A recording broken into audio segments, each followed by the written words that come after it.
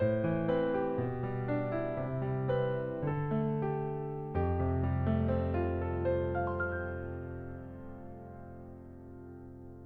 이 시간 함께 기도하심으로 7월 24일 매일 주심 기도회를 시작하도록 하겠습니다. 온 천지를 지으시고 주관하신 하나님, 오늘 이 시간 고난과 무기력을 깨고 주님 앞에 섭니다.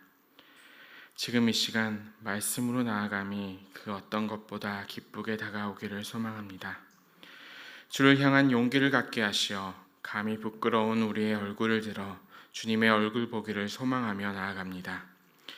우리의 마음과 생각, 이 안에 주님을 향한 사랑이 피어나게 하시고 나의 모든 것을 다할 수 있는 주님을 사모하는 마음을 우리에게 주시옵소서. 하나님, 그 마음 얻기를 간절히 원하는 주님의 자녀들이 있습니다. 오래전 간절하게 주님께만 매달렸던 시간들을 생각해 보면 오늘 이 시간들이 참 아쉽다 말하는 이들이 있습니다. 마치 첫사랑처럼 달콤했던 주님과의 시간은 그저 추억 속에 있는 것은 아닌지, 과거를 간증할 수는 있지만 현재를 보기에는 여전히 아쉬운 마음들을 갖고 있는 이들이 있습니다. 부디 주님께 간절히 기도하오니 주님을 향한 사랑을 다시 찾게 하여 주시고 예전과는 더욱 성숙된 모습으로 주님과 교제하며 살아갈 수 있는 힘과 기쁨을 주시옵소서. 또한 주님, 코로나의 시기를 오래 겪으며 무너졌던 일상은 조금이라도 회복되었지만 신앙은 예전과 같지 않아 어려움을 겪는 이들이 참 많습니다. 특별히 가족 공동체가 코로나 이후로 하나의 신앙 공동체 되는 게 너무나 어렵다 하는 이들이 참 많습니다. 주님, 바라기는 이 영적 침체의 시간들이 어서 벗어나게 하여 주시고 오히려 이 공백의 시간들이 분명히 주님께로 다가갈 수 있는 양분이 되어 사랑하는 우리의 가족들이 그 어떤 어려움에도 하나님을 포기하지 않는 신앙으로 이어져 갈 수 있도록 주님께서 도와주시옵소서. 주님, 이제 말씀 가운데 나아갑니다. 교회도 세상도 참으로 어두운 이 시대에 흉흉하고 걱정되는 많은 상황들 가운데서 여전히 우리에게 주시는 빛이신 주님의 말씀 속에서 주님의 마음을 받아 살아가는 우리 되게 하여 주시옵소서. 예수 그리스도의 이름으로 기도합니다. 아멘. 네, 오늘 우리에게 주시는 하나님의 말씀은 예레미야서 8장 18절에서 9장 6절의 말씀입니다. 예레미야서 8장 18절에서 9장 6절의 말씀을 저와 여러분이 교독하시도록 하겠습니다. 슬프다 나의 근심이여, 어떻게 위로를 받을 수 있을까? 내 마음이 병들었도다. 딸 내 백성의 심히 먼 땅에서 부르짖는 소리로다.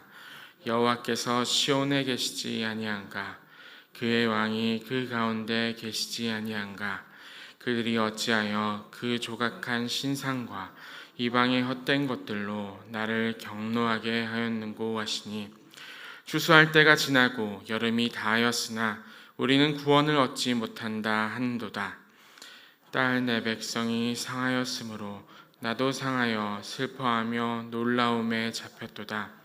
길르앗에는 유양이 있지 아니한가? 그곳에는 의사가 있지 아니한가? 딸 내 백성이 치료를 받지 못함은 어찌됨인고? 어찌하면 내 머리는 물이 되고 내 눈은 눈물 근원이 될고, 죽임을 당한 딸 내 백성을 위하여 주야로 울리로다. 내가 광야에서 나그네가 머무를 곳을 얻는다면 내 백성을 떠나가리니 그들은 다 간음하는 자요 반역한 자의 무리가 되미로다. 여호와의 말씀이니라. 그들이 화를 당김같이 그들의 혀를 놀려 거짓을 말하며 그들이 이 땅에서 강성하나 진실하지 아니하고 악에서 악으로 진행하며 또 나를 알지 못하느니라. 너희는 각기 이웃을 조심하며 어떤 형제든지 믿지 말라.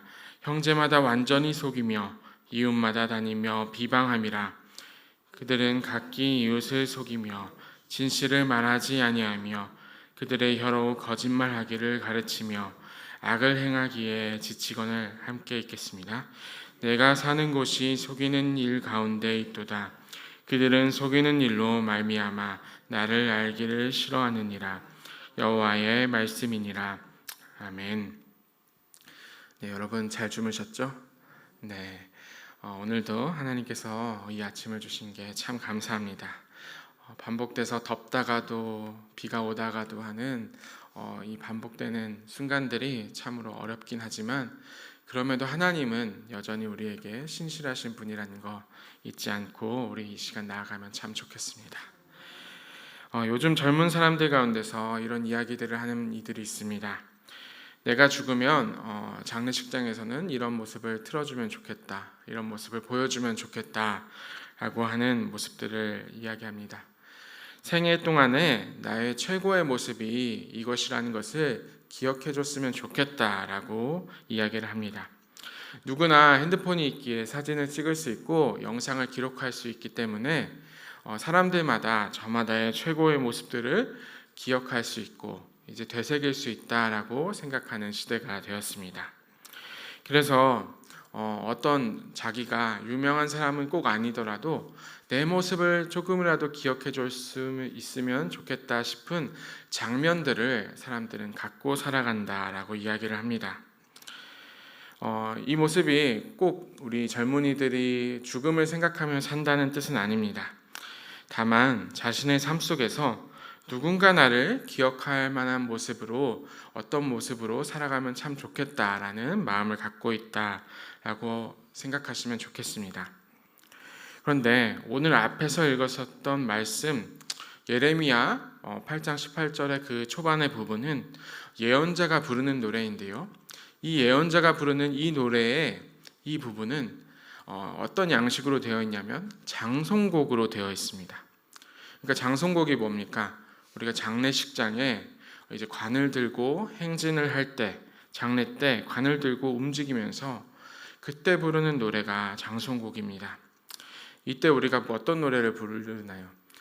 누군가를 그리워하고 또 누군가가 이 시간 이후에 천국에 갔으면 하는 그러한 바람으로 이 장송곡들을 부르게 됩니다. 하지만 오늘 우리가 읽었었던 예레미야 8장 18절에서 시작되는 그 노래는 어떤가요? 제가 한 번 더 18절에서 21절을 읽어드리도록 하겠습니다. 장송곡이라고 생각하고 들어보십시오. 슬프다 나의 근심이여 어떻게 위로를 받을 수 있을까? 내 마음이 병들었도다. 딸 내 백성의 심히 먼 땅에서 부르짖는 소리로다. 여호와께서 시온에 계시지 아니한가? 그의 왕이 그 가운데 계시지 아니한가? 그들이 어찌하여 그 조각한 신상과 이방의 헛된 것들로 나를 격노하게 하였는고 하시니 추수할 때가 지나고 여름이 다하였으나 우리는 구원을 얻지 못한다 하는도다. 딸 내 백성이 상하였으므로 나도 상하여 슬퍼하며 놀라움에 잡혔도다. 예언자 예레미야가 부르는 이 장송곡은 고인을 그리워하면서 고인을 추억하면서 이스라엘의 마지막을 기억하면서 부르는 노래가 아니었습니다. 업적이나 치적이 아니라 슬픔과 원망이 뒤섞여 있는 노래였습니다. 눈물과 신음이 가득한 시대에 통곡의 메아리가 가득 차 절망 속에서 잃어버린 것을 계속해서 한탄하는 이야기였습니다. 어찌된 일이었을까요? 주전 597년 예레미야 시대에 더 이상 유다 왕국은 존재하지 않게 되었습니다. 바벨론과의 전쟁에서 패하게 되었고 예전 왕은 죽고 새로운 왕은 잡혀가게 되었습니다. 최후의 보루였던 시온성 예루살렘은 더 이상 유다 왕국의 수도가 아니게 되었습니다. 유다 왕국이 지난 수백 년 동안 외세에 휩쓸려서 어려움을 겪었었던 시기는 종종 있었으나 이렇게 철저하게 멸망한 것은 처음이었습니다. 독일의 유명한 작곡가 멘델스존은 엘리야라는 오라토리오에서 이 예레미야의 노래를 차용하여 이렇게 가사를 썼습니다. 한번 보여주시겠습니다. 주여, 주여, 주여, 도와주옵소서, 도와주옵소서. 저 추수 끝나가고 여름은 갔으나 우리를 도와줄 자가 없네.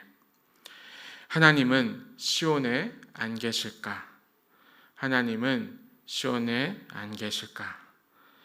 하나님이 마치 계시지 않는 것과 같은 상황을 마주한 것입니다. 심판이 닥친 것 같습니다. 이제 더 이상 하나님의 백성이 아닌 것처럼 느껴집니다. 여러분, 우리가 살아가다 보면은 이러한 순간들을 마주하게 됩니다. 하나님이 정말 계시지 않는 것처럼 느껴질 때가 있습니다. 우리의 삶 속에 어려움들이 가득 찰 때 그 어려움들은 마치 헤어나올 수 없는 끝을 모르고 찾아오는 것 같습니다.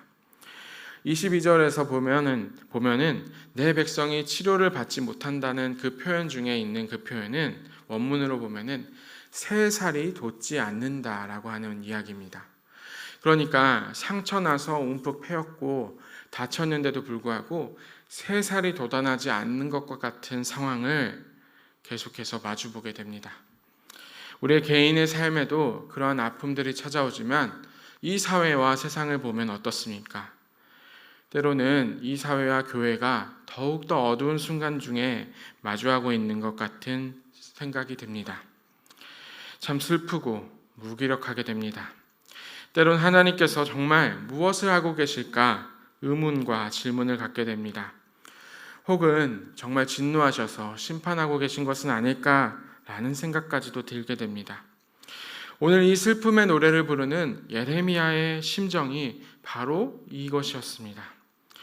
동료들과 동족들이 잡혀가고 그리고 그 잡혀가는 모습과 철저하게 부서진 모습 가운데 정말로 참혹한 마음들, 그 마음들이 가득했습니다. 여러분, 오늘 이 아침에 시작부터 참 어렵고 답답한 마음을 드리는 것 같아서 참 죄송한 마음이 있습니다. 그럼에도 하나님께서 이 말씀을 우리에게 주신 까닭을 우리가 살펴봐야 합니다. 많은 교회들이 무너져가고 더 이상 교회들의 새로운 사람들이 없는 것을 보게 됩니다. 사회는 날이 갈수록 정이 없어지고 자신의 감정과 이익에 따라서 많은 사람들이 죽음 가운데로 몰려가게 됩니다. 이 모습을 우리는 어떻게 바라봐야 할까요? 이러한 장송곡과 같은 노래가 세상에 울려 퍼질 때 우리는 무엇을 할 수 있을까요? 먼저 하나님의 마음을 보면 좋겠습니다. 8장 21절의 말씀을 우리 같이 한 목소리로 읽어보면 좋겠습니다. 읽겠습니다.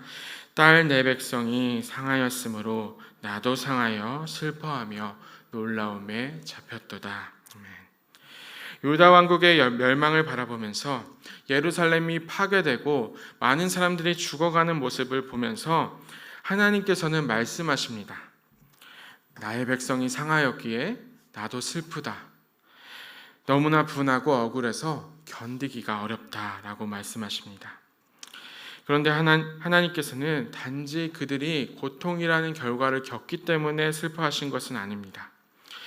그들을 심판할 수밖에 없었던 까닭이 무엇입니까? 8장 19절의 말씀에 있습니다. 그들이 어찌하여 그 조각한 신상과 이방의 헛된 것들로 나를 격노하게 하였는고 하시니, 하나님께서 슬퍼하셨던 까닭은 그들이 우상 숭배를 했기 때문입니다. 그들이 조각한 신상과 헛된 이방의 신들을 받아들였기 때문입니다.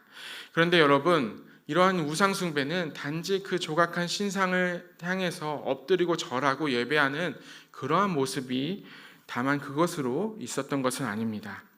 우상 숭배의 그 범죄를 하나님께서는 구체적으로 설명해 주시는데요. 3절의 말씀입니다. 여호와의 말씀이니라.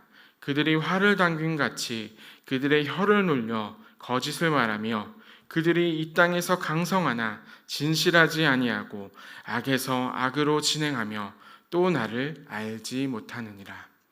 거짓을 말하며 악에서 악으로 진행하여 나를 알지 못한다라고 이야기합니다. 이것이 하나님께서 진노하게 된 우상 숭배의 모습입니다. 하나님의 첫 번째 우상 숭배에 하나님께서 싫어하시는 첫 번째 우상 숭배의 모습은 바로 거짓을 말하는 것입니다.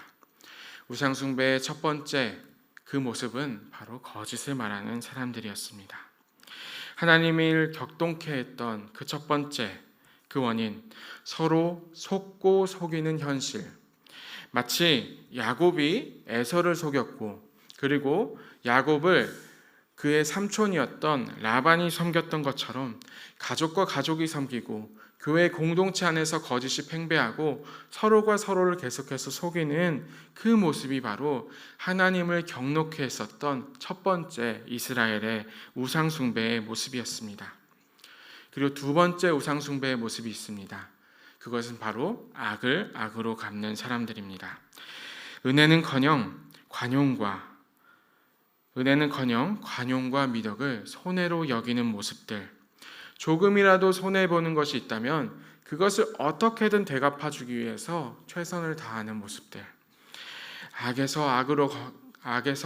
악을 악으로 갚는 모습을 우리 사회에서는 참으로 많이 볼 수 있게 됩니다.